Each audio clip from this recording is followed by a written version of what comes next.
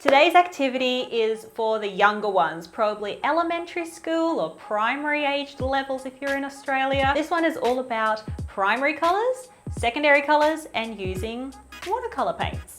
Hi, my name is Jess. I'm from the Gold Coast Art School, and today I want to take you through an activity that I've done with some of my kids. I did this online when we had to have online classes. So this could be good if you're in that situation, or you're doing homeschooling, or you just want your kids to be learning something new about primary colours and secondary colours. It's a bit of a fun way to go about it. You will need some watercolour paper, and I do recommend that you use some watercolour paper, or at least some kind of paper that can handle different mediums, because if you just use straight up sketch paper, you're gonna have a bad time. Trust, I've been there and I've had a bad time. You're also gonna need a pencil, just an HB or 2B, maybe an eraser, but maybe not.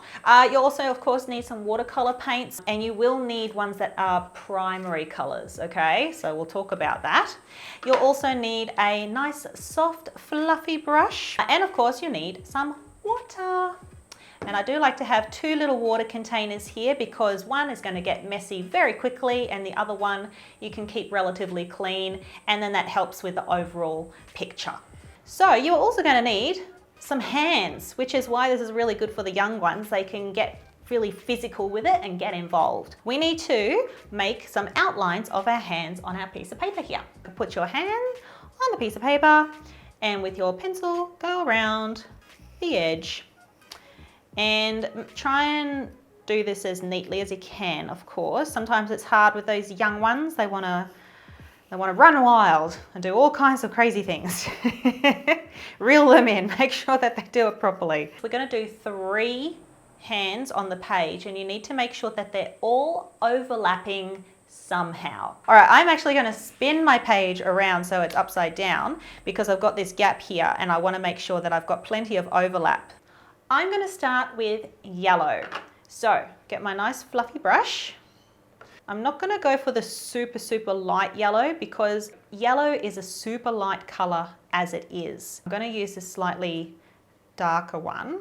It's not about sort of doing any particular shading or special effects really with this. You just want to get the color down on the page. Make sure that your yellow is strong. So use a little bit less water and more pigment. This is a really good one for young kids to practice with painting within the lines, because sometimes they can be really tricky for them. Okie dokie, that's one hand done. And so the next step is, because we're not going to be aiming for any blending or mixing of the colors exactly, this is more so about layering colors on top to see what happens. So we need to make sure that this is dry. You could use a hairdryer, do a little bit of go over the top with it a little bit and dry it out. If there's any shiny bits, then you know that that's still wet. Okay, my first hand, my yellow hand, is pretty much there. Next up, I'm going to go with red. Now, when you're talking with your kids about colors, primary colors, you can be like, okay, what are your primary colors? So we've just done yellow. What's another one? Hopefully they say red. And it's also a good idea to talk to them about what do they think will happen when they now put the red on top. What color will that make? Red can be a bit of a powerful color when it comes to using it with your paints, your watercolors and things like that. So you might need a little bit more water than paint for this one. So when you come to going over the yellow, it can be like, what do you think is going to happen next? What do you think is going to happen? And hopefully when you go over it, you'll see that there is a color difference there, as long as it's not too heavy. And you'll see it's orange. So of course, the next step is to let this dry. Here we go. So here we go. We've got one yellow, one red, and now we are up to blue, our final primary color. And this one can be a bit more interesting, because you can ask them, what do you think will happen? Not just when you overlay on top of the red, but you've also got yellow, and you've got areas where there's going to be all 3 together. So blue is the strongest color, okay? It's the strongest color. And so you probably don't want to be using a blue that is close to navy or black. You want to be using maybe one of the lighter shades of blue and using more water than pigment. So now you're getting up to the red. You can ask them, what do you think's gonna happen? Hopefully it goes purple, just like that. And I can see here also that because my red wasn't dry enough, that there's a little bit of bleeding of my red into the blue.